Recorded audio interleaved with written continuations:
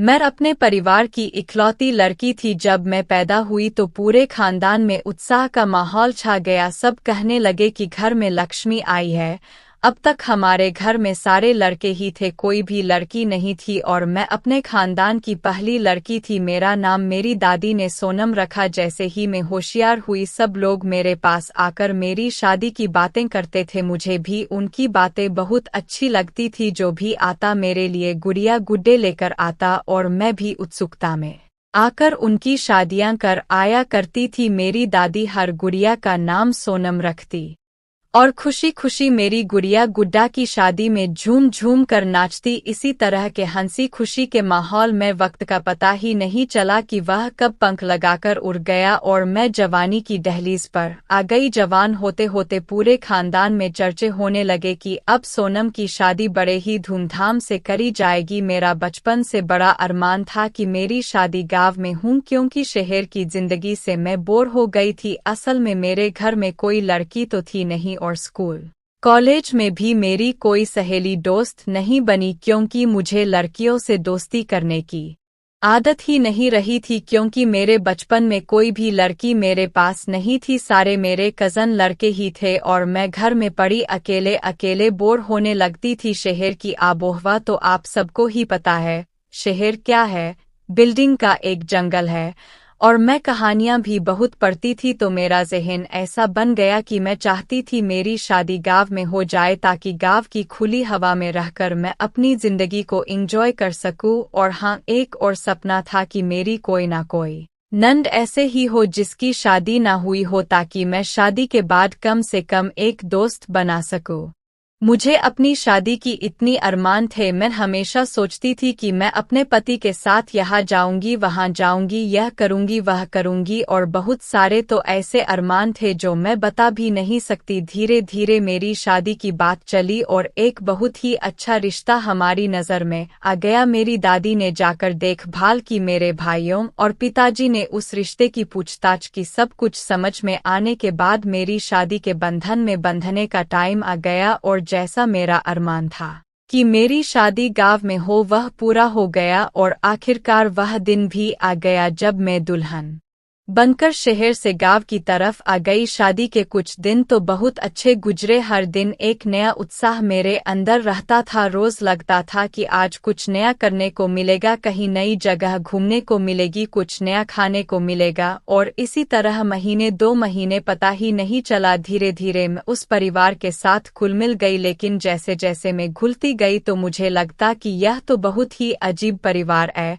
हालांकि बाकी सब कुछ ठीक था, लेकिन उसके बाद भी घर के अंदर कुछ ऐसी घटनाएं होती थी जिससे मैं हैरान हो जाती। मेरी शादी गांव में हुई थी। जब से मेरी शादी हुई थी मेरी जिंदगी में अजीबोगरीब हादसे हो रहे थे। पहला तो यह कि मेरा पति शादी के बाद ही विदेश कमाने के लिए चला गया। अब यहाँ मेरी पहचान वाला, मुझे सहारा देने वाला कोई नहीं था, इसीलिए अपनी मदद अपने आप ही कर रही थी। एक रात की बात है, मैं अकेली अपने कमरे में सोने की तैयारी कर रही थी कि मुझे बाहर से किसी के कदमों की आवाज़ आई। आवाज़ इतनी तेज थी कि मेरे दिल में एक डर सा बैठ गया। उसके बाद मुझे बिल्कुल भी नींद नहीं आ रही थी। मेरा दिल जोर जोर से धड़क रहा था। सुबह तक मुझे नींद नहीं आई। बाद में ना जाने मेरी आँख कब लग गई। अभी मुझे सोए हुए 1 घंटा ही हुआ था कि मेरी सासू माँ ने मेरा दरवाज़ा खटखटाया। बहू, क्या अभी तक सो रही हो? उनकी आवाज़ सुनकर मैं चौंक गई, क्योंकि मुझे अभी 1 ही घंटा हुआ था सोए हुए। मैं अपनी आंखें मिलती हुई राई और मेरी आंखें लाल थी। मेरी आंखों को देखकर मेरी सासू माँ हैरान हो गई। क्या हुआ बेटी, सब ठीक तो है?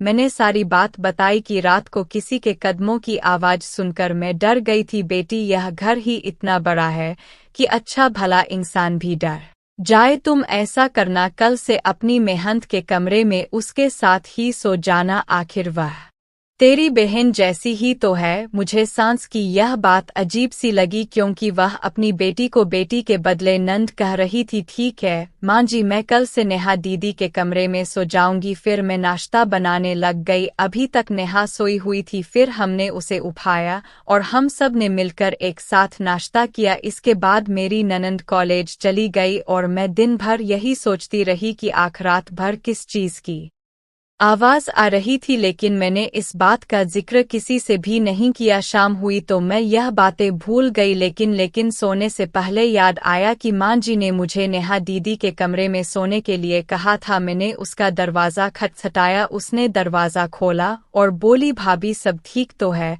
मैंने कहा, माँ जी ने कहा था कि मैं तुम्हारे कमरे में सो जाऊं। नेहा बोली, भाभी मैं आपको अपने कमरे में नहीं सुना सकती, क्योंकि मैं रात भर पढ़ाई करती हूँ तो लाइट सारी रात जलती रहती है, इसीलिए आपको नींद नहीं आएगी। नेहा की बात सुनकर मैं उसका हाथ पकड़कर बोली, कोई बात नहीं दीदी, मुझे नींद आ जाएगी। मैं हर माहौल में सो जाऊंगी, क्योंकि मुझे अपने कमरे में डर लग रहा है।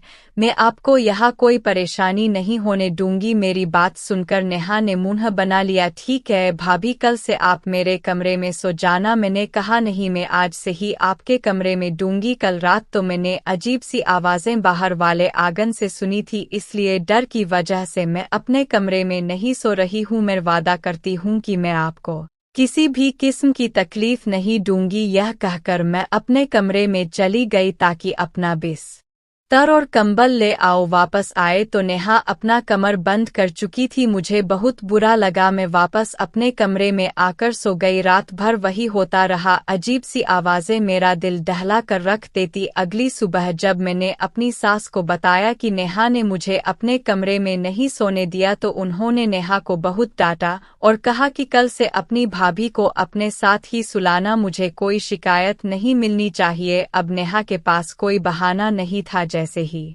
रात हुई, मैंने उसके कमरे में अपनी जगह बना ली और कंबल लेकर सो गई। रात का पता नहीं कौन सा पड़ था कि नेहा को प्यास लग गई। उसमें मुझे जगाया और कहा कि भाभी बाहर जाकर जरा मुझे पानी ला दो, मुझे बहुत तेज प्यास लग रही है, मुझे बहुत घुटन महसूस हो रही है।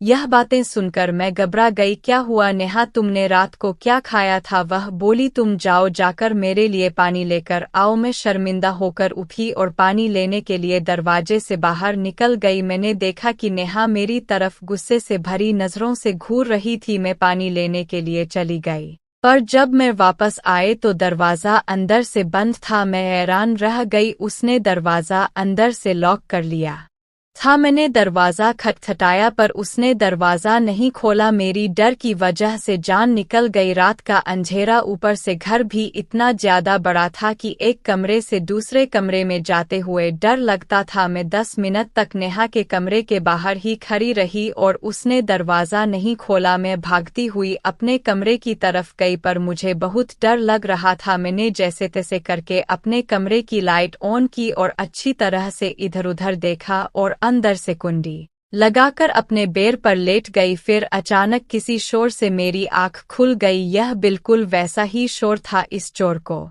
सुनते ही डर की वजह से मेरी हालत खराब हो जाती। काफी रात गुजर गई और सुराना भी बंद हो गया। अब मैंने राहत की सांस ली। सुबह मेरी आंख खुली, पर अब मैंने तय कर लिया था कि मैं जानकर ही रहूंगी, या फिर वह मुझे अपने कमरे में सोने क्यों नहीं दे रही। मैंने इस बारे में अपने साथ के साथ कोई शिकायत नहीं की, पर अब मुझसे रहा नहीं गया और मैंने अपनी मैडम से पूछ ही लिया। वह तो पलट कर मुझे ही सुनाने लगी, कहने लगी कि भाभी, मैंने कल रात आपसे आपको पानी लेने भेजा था, पर उसके बाद न जाने आप कहाँ चली गई। मैं आपका इंतजार करती रही।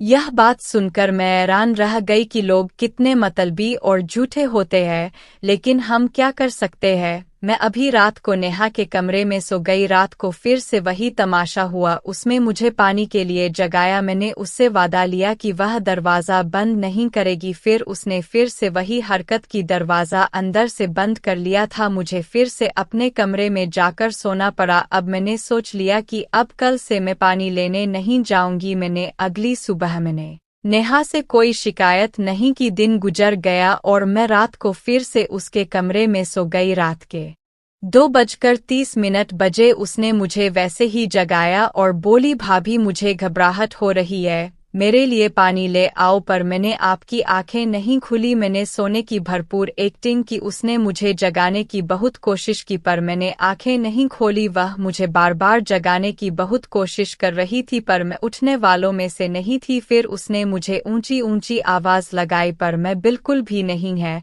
उसको यकीन हो गया कि मैं गहरी नींद में सो चुकी हूँ।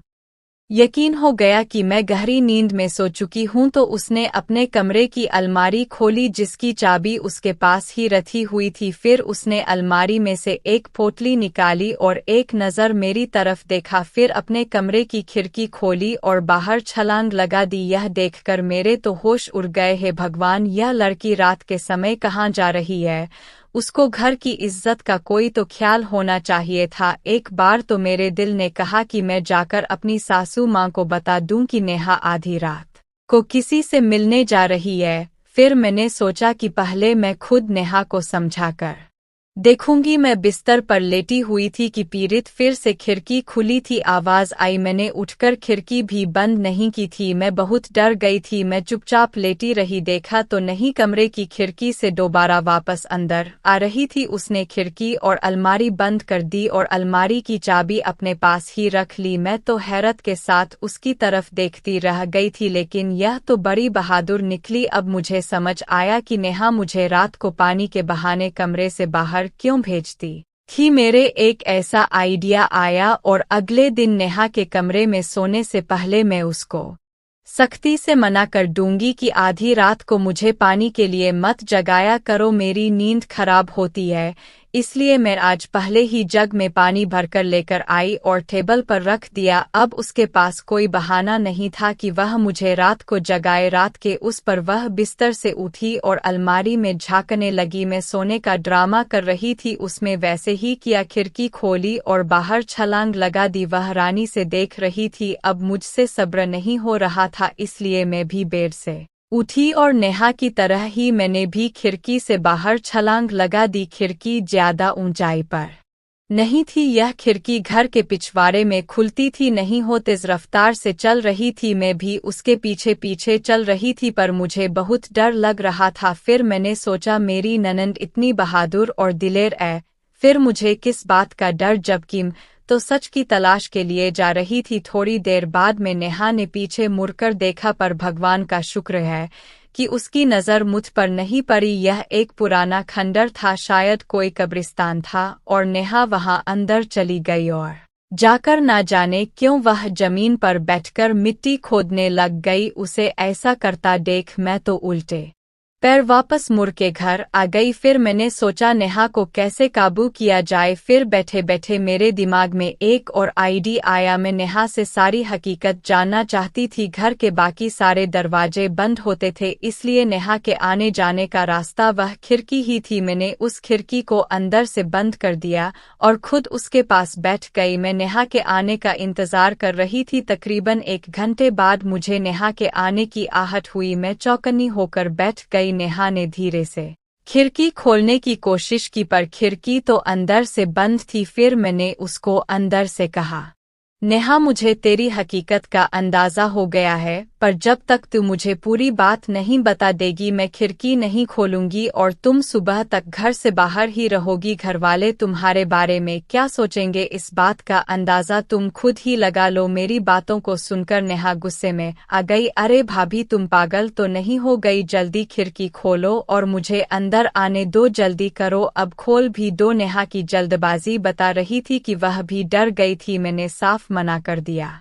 कि जब तक तुम मुझे सच नहीं बताती मैं खिड़की नहीं खोलूंगी। फिर यह बोली, भाभी एक बार खिड़की खोल तो दो, मैं अंदर आकर आपको सारी बात बताती हूँ। अब वह मुझसे मिन्नतें करने लगी। फिर मैंने उसको अपनी कसम देकर खिड़की खोल दी और कहा कि सारी बात सच सच बताना। जब नेहा अंदर दाखिल हुई तो मुझे गुस्से से देखने लग गई और मुझे बोली, भाभी भगवान से खाओ खाओ, मेरे ऊपर शक करोगी? मैं भगवान से डरती हूँ, मुझे अपने परिवार की इज्जत प्यारी है, मैं कोई गलत काम करने नहीं गई थी। यह कहते हुए नेहा अलमारी की तरफ बढ़ी जो पोटली उसके हाथ में थी। वह देखने के लिए मैंने उसके हाथों से वह पोटली छीन ली और कहा कि पहले मुझे यह सारी बात बताओ। नहीं तो मैं माँ जी को सब कुछ सच सच बता दूंगी। मेरे धमकी देने से तो वो बहुत डर गई। अच्छा बैठो भाभी, मैं आपको सारी बात बताती हूँ। यह कहानी उस वक्त शुरू हुई जब मेडिकल कॉलेज में मेरा पहला दिन था। वहाँ कुछ लड़कों ने मुझे तंग करने की कोशिश की तो मैं बहुत डर गई थी। बस यही मासूमियत जमींदार के बेटे को पसंद आ गई और वह मेरे पीछे पड़ गया। मैंने उसे जान छुड़ाने की बहुत कोशिश की पर वह नहीं माना। एक दिन मैं उससे मिन्नतें करने लग गई कि वह भगवान के वास्ते मेरा पीछा छोड़ दे, मुझे अपने घर की इज्जत का बहुत ख्याल है। वह कहने लगा छोड़ दूंगा, लेकिन इससे पहले मेरे साथ एक मुलाकात करनी होगी ताकि वह मुझे अपनी मोहब्बत का इजहार कर सके। अगर मैं अच्छा नहीं लगा तो मुझे मना कर देना, फिर मैं दोबारा कभी परेशान नहीं करूंगा। मैं उसकी बात मान गई और उसने जहां बुलाया मैं वहां चली गई। वह काफी बढ़िया होटल था जहां 100 से 200 लोग अक्सर बैठे रहते थे, इसलिए डरने वाली कोई बात नहीं थी। मैं भी बेफिक्र होकर चली गई। उसने दूसरी मंजिल पर बुलाया क्योंकि पहले फ्लोर पर बहुत ज्यादा भीड़ थी। जब मैं ऊपर गई तो देखा पूरा हॉल खाली पड़ा था। मुझे डर सा महसूस हुआ। मैंने कहा कहाँ ले आए, यहाँ तो कोई भी नहीं है, सारा हाल ही बुक करवा लिया क्या? उसने हाँ में सिर हिला दिया और शैतानी भरी मुस्कुराहट उसके चेहरे पर आ गई। वह आगे बढ़ा और मेरे साथ बदतमीजी करने लग गया तो मैंने उसके मुंह पर थप्पड़ मार दिया। वह मुझे अपनी तरफ खींचने लग गया कि अचानक एक लड़का वहां फरिश्ता बनकर आया। उसने मुझे उस जमींदार के बेटे से बचाया। मैं उसके शुक्रगुजार हूँ। जमींदार के लड़के की नीयत पता चलने पर मेरी आंखों में आंसू आ गए। उसने मेरे साथ इतनी घटिया हरकत की, उसके बाद फिर मैं घर आ गई। 3-4 दिन बाद मुझे पता लगा कि वह दूसरा लड़का भी हमारे कॉलेज का ही था। उसको जमींदार की लड़के की हरकतों का पता था, इसलिए उसने हमारा पीछा किया था। उसका नाम सूरज था। मैंने उससे मिलकर उसका धन्यवाद किया। मुझे सूरज की एक बात बहुत पसंद आई कि वह बाकी लड़कों की तरह नहीं था। इसकी खबर जमींदार की बेटे विशाल को हुई। वह बहुत ताकतवर लड़का था। उसने सूरज को नुकसान पहुंचाना शुरू कर दिया। मेरा बस चलता तो मैं विशाल की जान ले लेती। ऐसा करते करते 1 साल निकाल गया। अब विशाल अपने कमीनापन पर उतर आया। प्रोफेसर ने सूरज को एक ऐसा काम दिया जिस को पूरा करना हमारे लिए नामुमकिन था। विशाल अपनी चाल चली कि सूरज फेल हो जाए। प्रोफेसर ने हमें इंसानी हड्डियों का ढांचा बनाने के लिए कहा, जिसके बारे में किसी को पता नहीं था कि कहाँ से मिलेगा। सूरज ने बहुत कोशिश की पर कॉलेज के आसपास विशाल की बहुत चलती थी, इसलिए सूरज की कोशिश नाकामयाब हो गई। इसलिए मैंने उसकी मदद करने की ठान ली क्योंकि उसने उस समय में मेरी मदद की थी जब मैं बिल्कुल बेबस थी। फिर मैंने पुरानी कब्रों की तलाश शुरू कर दी। किसी ने बताया था कि कब्रिस्तान में इंसानी हड्डियां मिल जाती है, इसलिए मैं दिन में तो यह काम नहीं कर सकती थी, इसलिए मैं दिन में यह जगह देख आती थी और रात को वहां जाती थी। आज कुछ आखिरी चीजें रह गई थी जो मुझे पूरी करनी थी। अभी सारा कुछ पूरा हो गया है। उसने खुशी के साथ मुझे अपनी पोटली खोलकर दिखाई तो मैं हैरान रह गई और हम दोनों अपने बिस्तर पर लेट गए। उसने मुझसे वादा लिया कि मैं यह बात किसी को नहीं बताऊं। अपनी नंद की पढ़ाई पूरी होने के बाद मैंने अपनी कोशिशों से उसकी शादी सूरज के साथ करवा दी, क्योंकि जो लोग सच्ची मोहब्बत करते हैं उनके रास्ते में नहीं आना चाहिए। मेरी इस कोशिश में मेरे पति ने भी मेरा पूरा साथ दिया और हमने मिलकर दोनों की शादी करवा दी। सूरज और नेहा दोनों अपनी जिंदगी में बहुत खुश है। हर रात के पीछे जरूरी नहीं कि कुछ गलत ही हो, कुछ अच्छा भी हो सकता है। दोस्तों, मैं उम्मीद करती हूँ कि आपको हमारी कहानी पसंद आई होगी। कहानी पसंद आई है तो वीडियो को लाइक करें, चैनल पर नहीं तो चैनल को सब्सक्राइब करें और हाँ, नोटिफिकेशन बेल को जरूर दबाएं ताकि अगली अपडेट से पहले आपको मिले।